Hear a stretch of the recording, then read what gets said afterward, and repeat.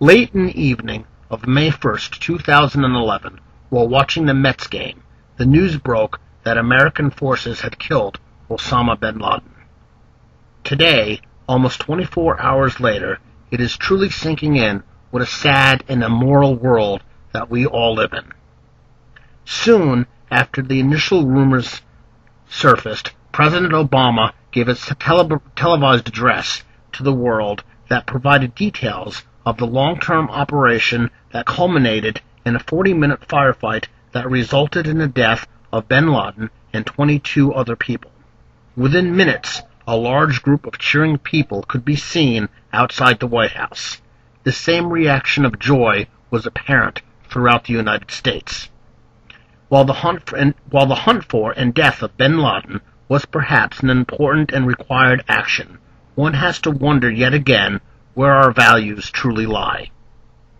Over the years, since Operation Desert Storm, the public has been exposed to the reality of a way that has never before in history been accessible to the public. Each night on the news, we watch as smart missiles drop down air shafts to blow apart hardened targets. We marvel at the footage provided by Predator drones as they target tanks, and who can forget General Stormin Norman Schwarzkopf joking about an Iraqi driver that literally drove through the crosshairs of guided missiles of a bridge in Iraq. This gentleman, or whoever was in the car, was almost certainly killed in that attack, something that was completely glossed over in any of the news reports and footage that was shown of Norman Schwarzkopf at that particular time. Coverage such as this continues today in Libya and other trouble spots. CNN already has footage from the compound where bin Laden spent his last days and hopes for the quick release of the death photo of bin Laden to show on the nightly talk shows and news broadcasts. It seems as though we have become trapped in a video game where there are no consequences for our actions. The death of any person should not be taken as a reason to celebrate. Each time that we watch a tank or building explode, we should remind ourselves of the lives that have just ended in a violent and tragic way, and of the vicious cycle and pain and suffering that we are all trapped within, which has led to this unnecessary and ridiculous loss of life that happens over and over again, time and time again, throughout our culture, throughout our history. As we are exposed to more and more death and violence, we slowly become desensitized to the pain and finality of death. In ancient Rome, there were gladiatorial games where people cut each other to shreds for the amusement of the screaming crowd. Today, we simply turn on the TV and watch the news as we sit in a lazy-boy lounge chair and cheer the deaths of dozens of people, and then spill out into the street to continue the celebration. If our blood is still not sated, we can turn to ultimate fighting, where people beat each other to a slow and early death in a steel cage. Is it any wonder that the teens and children of today react more and more in a violent way for even the slightest of offenses?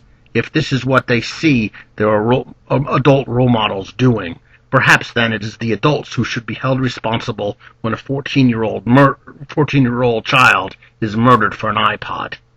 I believe that there is a connection between the singing and the dancing in the streets after the death of a terrorist and the rise in teen violence and disrespect for authority that is all too common in America today.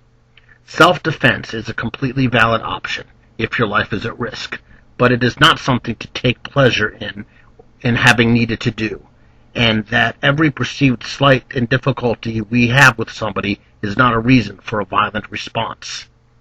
But this is what we are shown time and time again.